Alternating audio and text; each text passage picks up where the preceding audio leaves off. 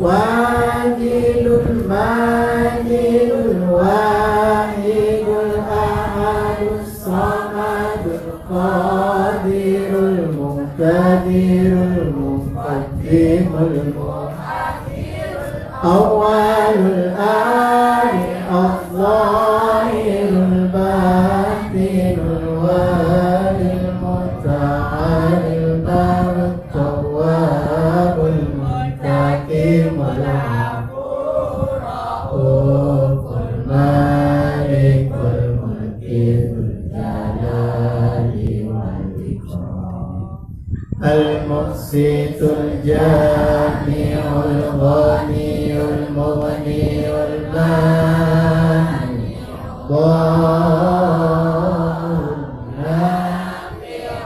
nurul hadil badi'ul baqi' al-warisur rasyidus saburul ladzi laysa kamitslihi syai'un wa was-sami'ul basir. Allahumma sholli afdalas salati ala as'adil makhluqati ka sayyidina Muhammadin wa ala alihi wa sahbihi wa sallim adada ma'lumatika wa midada kalimatika kullama dzakaraka dzakiruna wa ghafala an dzikrikal ghafilun.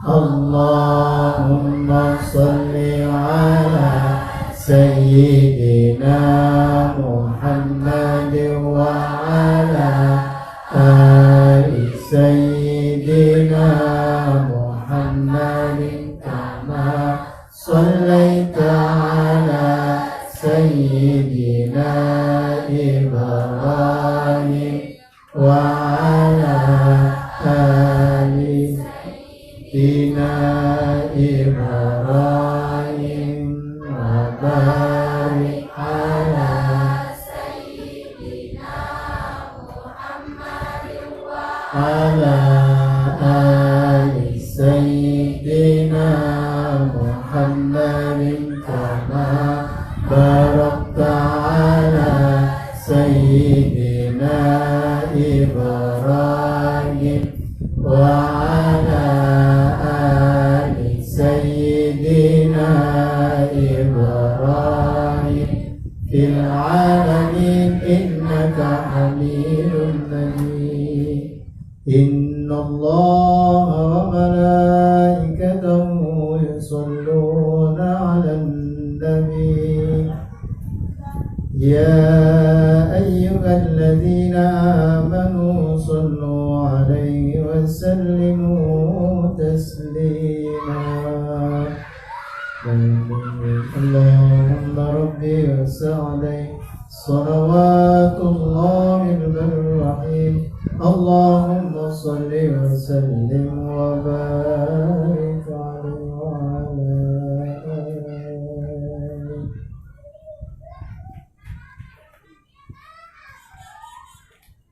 Jamaah rahmatullah, kajian kita yang pertama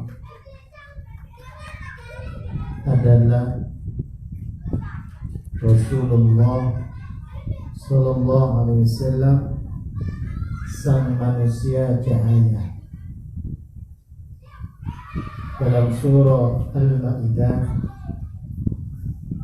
Allah Subhanahu wa Ta'ala berfirman, "Qad ja'akum minallahi nur." telah datang kepada kalian dari sisi Allah Subhanahu wa ta'ala seorang cahaya, yakni Nabi Muhammad sallallahu alaihi wasallam. Rasulullah sallallahu alaihi wasallam adalah manusia paripurna, disebut dengan insan kamil, karena beliau adalah sang manusia cahaya, manusia yang paling tinggi cahayanya, yang paling besar cahayanya, yang paling kuat cahayanya di antara cahaya-cahaya makhluk Allah yang lain.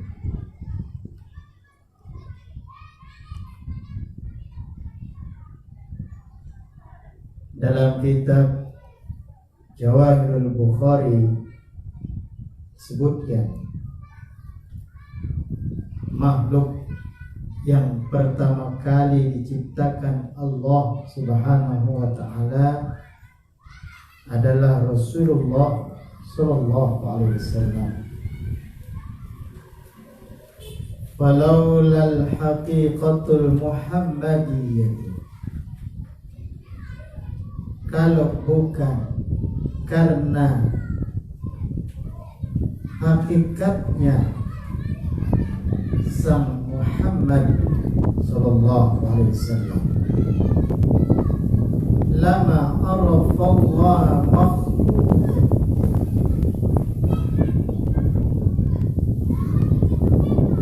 tiada satupun dapat mengenal Allah,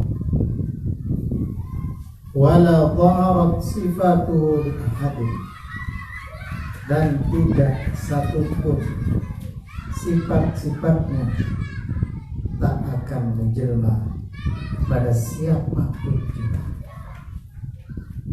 Berkat perantara Rasulullah sang manusia cahaya, kita dan alam semesta ini pun tercipta dari cahaya sang manusia cahaya, Rasulullah sallallahu alaihi wasallam. Kita tidak akan pernah mengenal Allah, tak akan menjelma sifat-sifat Allah kepada kita kecuali melalui perantara sang manusia cahaya.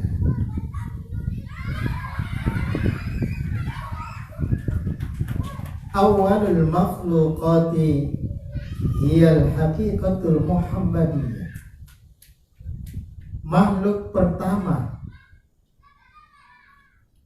yang tercipta adalah hakikat Muhammadiyah. Wa min tilkal haqiqatu khuliqatil alam, maka dari hakikat Muhammadiyah itu tercipta alam semesta dengan segala isinya.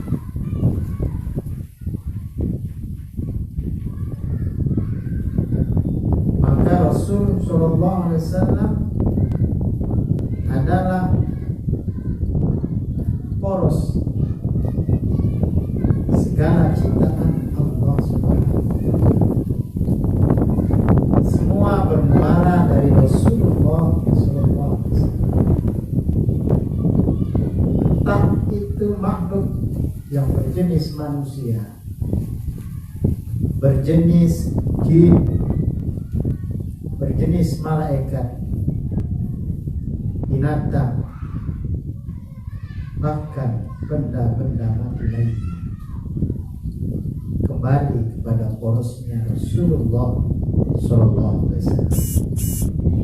Tak ada yang kembali kecuali menuju porosnya, yaitu Rasulullah sallallahu alaihi wasallam. Karena inilah maka kita hendaknya berselawat supaya kita kembali kepada poros pusat gravitasi makhluk Rasulullah Sallallahu Alaihi Wasallam. Makin banyak kita menyebut namanya, maka makin baik perjalanan kita menuju poros pusat gravitasi alam semesta, yaitu Rasulullah Sallallahu Alaihi Wasallam. Makin banyak kita menyebutnya, maka makin cepat dan kita pun akan dekat dengan Rasulullah Sallallahu Alaihi Wasallam. Orang yang mencintainya akan mengalahkan alam semesta ini dengan cintanya kepada Rasulullah Sallallahu Alaihi Wasallam. Sehingga pada kesempatan ini Tuhan punya satu cerita bagaimana cinta kepada Rasulullah Sallallahu Alaihi Wasallam. Kita mulai dari sang sahabat terdekat beliau, Abu Bakar As-Siddiq radhiyallahu anhu. Ketika Rasulullah dikejar oleh orang-orang kafir Quraisy untuk dibunuh, maka Rasulullah Sallallahu Alaihi Wasallam pergi dari kota Mekah untuk menuju kota Madinah, dan beliau pun bersembunyi di Gua Kur. Maka bersama sahabatnya Abu Bakar beliau berjalan di malam hari. Perjalanan yang ditemani oleh sahabat tercintanya Abu Bakar radhiyallahu anhu. Sampailah dia ke Gua Kur. Mekah waktu itu adalah gurun pasir, maka setiap langkah tentu punya bekas-bekas, sehingga memudahkan kafir Quraisy mencari persembunyian Rasulullah dengan sahabat tercintanya Abu Bakar radhiyallahu anhu. Allah berkehendak lain, semua tanda jejak kaki hilang dengan bantuan ada seekor kadal, apa ya bahasa Indonesianya, kadal ya, menghapus jejak-jejak kaki, sehingga kita umat Islam dilarang membunuh kadal, karena kadal itu pernah membantu Rasulullah SAW.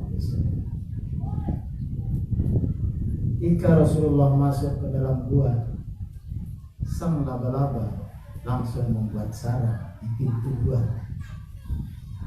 Merpati pun ikut gigit membuat sarang di pintu gua. Sehingga kita juga umat Islam dilarang membunuh laba-laba dan merpati, sehingga merpati menjadi burung yang disayang oleh manusia. Kita pun tidak boleh berbuat aniaya terhadap binatang-binatang yang pernah menolong Rasulullah SAW. Tatkala Rasulullah bersama sahabatnya Abu Bakar berada di dalam gua, di luar sana banyak kafir Quraisy sedang mencari. Abu Bakar di dalam gua sangat ketakutan sampai mengeluarkan keringat dingin saking takutnya, sehingga Rasulullah kelebihan sahabatnya, dan dia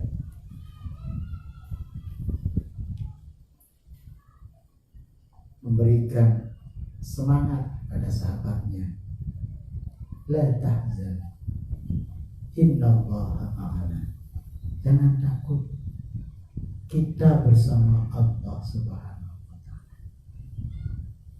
Maka Abu Bakar pun tenang, kafir Quraisy pun hilang dari pencariannya. Larut malam, maka Rasulullah tertidur di pangkuan Abu Bakar. Dia lihat wajah yang paling indah yang pernah dia lihat oleh Abu Bakar. Tak bosan-bosannya dia melihat wajah terindah, sampai-sampai dia takut kalau ada yang mengganggu nyenyaknya tidur Rasulullah SAW, sehingga dia menutup lubang-lubang yang ada di tanah, supaya jangan ada semut atau benda lain yang akan menggigit Rasulullah SAW, sampai dia menghadang badan Rasulullah dengan kaki. Tiba-tiba datang seekor ular berdesis. Lalu dia pun karena cinta tak berani untuk berdiri dari ular. Dia tetap dengan menjulurkan kakinya menghadang sang ular. Akhirnya sang ular menggigit kaki Abu Bakar. Namanya ular sudah pasti berpisah. Akhirnya langsung bisa ular itu langsung menjalar ke seluruh tubuhnya, langsung demam Abu Bakar. Tapi dia tahan karena tidak kepingin mengganggu nyenyaknya tidurnya Rasulullah SAW.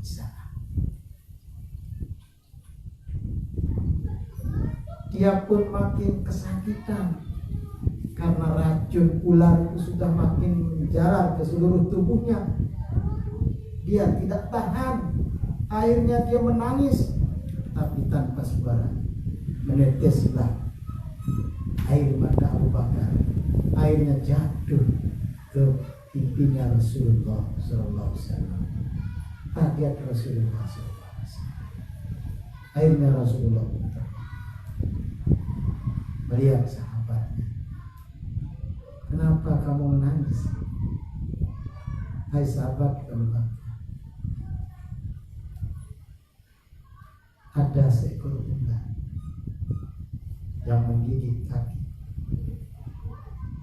Hanya Rasulullah melihat ular itu dan bertanya kepada sang ular, wahai ular, kenapa kamu menggigit kaki sahabatku tercinta? Sang ular bicara pada Rasulullah SAW, wahai utusan Allah, aku kesini ingin melihat wajah terindah, tetapi kaki sahabatmu menghalangi aku untuk memandang wajahmu yang indah itu. Maka aku pun menggigit kakinya. Jadi seekor ular. Sampai sana ceritanya. Rasulullah pun mengobati sahabatnya dengan doa-doa, sehingga Abu Bakar pun sembuh dari racun ular itu. Setelah ular itu melihat wajah Rasulullah SAW. Begitulah cinta cinta itu penuh dengan perkorbanan.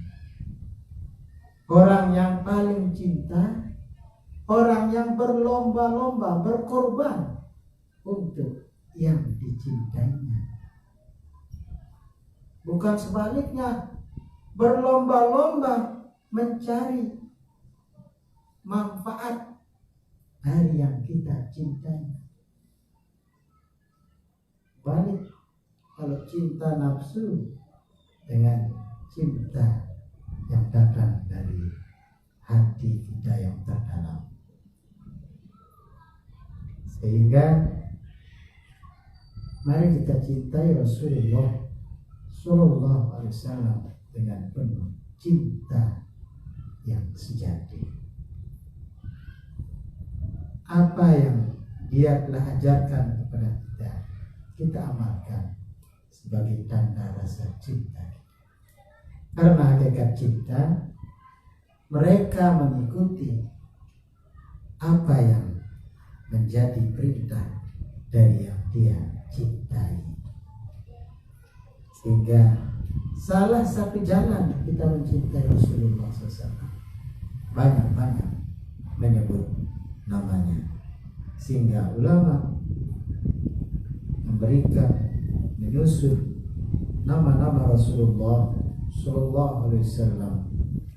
Ada 201 nama Rasulullah Sallallahu Alaihi Wasallam.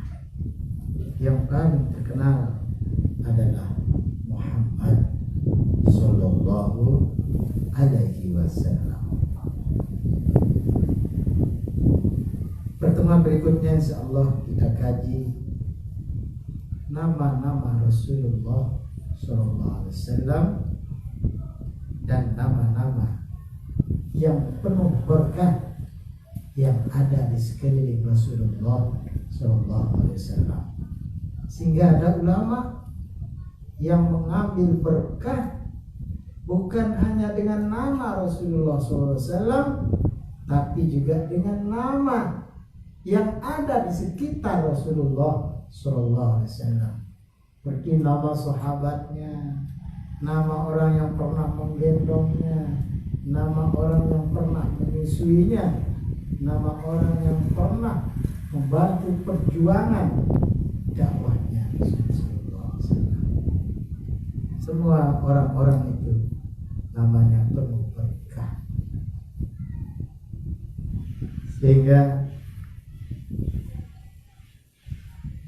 menjadi keharusan bagi kita untuk mengikuti nama-nama itu. Sehingga seharusnya lah nama-nama kita juga mengandung nama-nama Rasulullah dan nama-nama orang yang berada di sekitar Rasulullah Sallallahu Alaihi Wasallam. Mari kita sebut nama Rasulullah Sallallahu Alaihi Wasallam dalam untayan sholawat kepadanya. Ya Nabi salam alaika, ya Rasul salam alaika, ya Habib salam alaika. Salawatullah alaika, asyraqal badr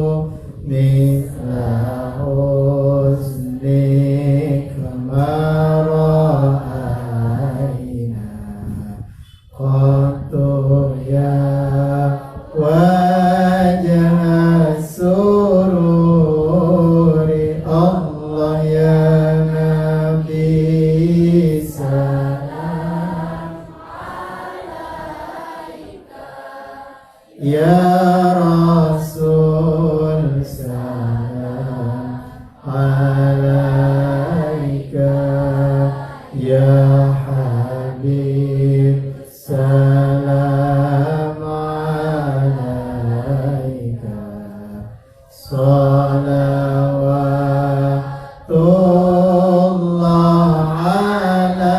alaika anta syamsun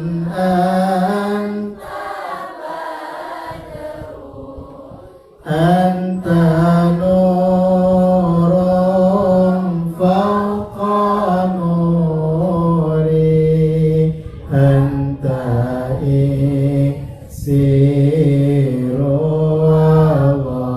awali anta misbahus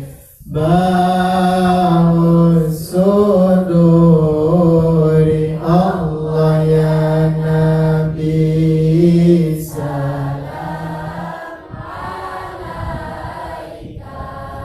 Ya Rasul salam alaika Ya Habib salam alaika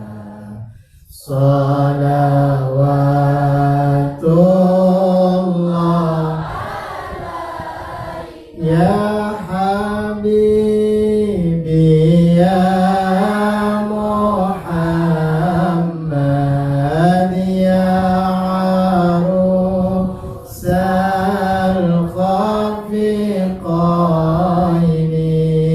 Ya Mu'ayyad Ya Mu'ayyad Ya Imam al-Qiblataini Allah ya Nabi salam Ya Rasul salam alaika Ya Habib salam alaika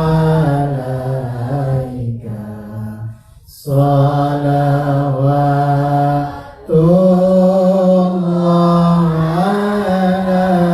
alaika Sallallahu alaihi wa ala alihi Allahumma ya Rabbi bijai nabikal Mustafa wa rasulikal Murtada ووليك المجتبى طهر قلوبنا من كل وصف يباعدنا عن مشاهدتك ومحبتك ومحبة رسولك سيدنا محمد صلى الله عليه وسلم وأمتنا على السنة والجماعة والشوق إلى لقائك يا ذا الجلال والإكرام أمتنا على دين الإسلام أمتنا على دين الإسلام أمتنا على دين الإسلام اللهم ارزقنا متابعة النبي صلى الله عليه وسلم أولا وآخرا وظاهرا وباطنا وقولا وفعلا وعبادة وعملا صالحا مقبولا وصلى الله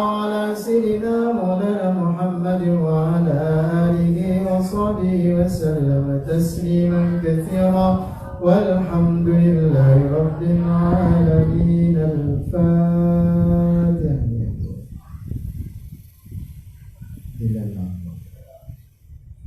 الذين